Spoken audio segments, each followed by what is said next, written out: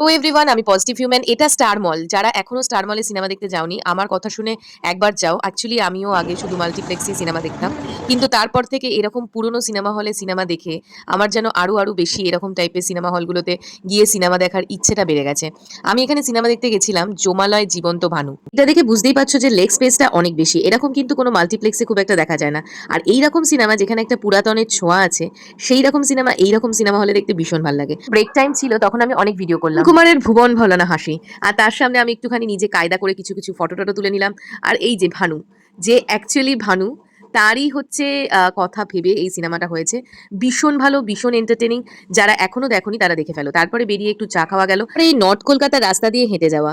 North Kolkata কিন্তু এখনো সেই সাবেকিয়ানা ছাড়েনি। ভিডিও যারা দেখছেন তারা অনেকেই বিদেশে থাকেন এবং তাদের বাড়ি হচ্ছে নর্থ কলকাতা। এই রাস্তাগুলো দেখে এক ঝলকেই তারা সব পুরনো স্মৃতিগুলো খুঁজে পাবে। অ্যাকচুয়ালি আমি যাচ্ছি আজকে সপ্তর্ষির, যেখানে ছোটবেলা থেকে বড় হয়েছে তার আদি বাড়িতে, সেটা শ্যামবাজারে। এখন সেখানে ওর কাকাইরা থাকে। অ্যাকচুয়ালি গ্রে স্ট্রিটে। তো তার একটা বারান্দা আছে।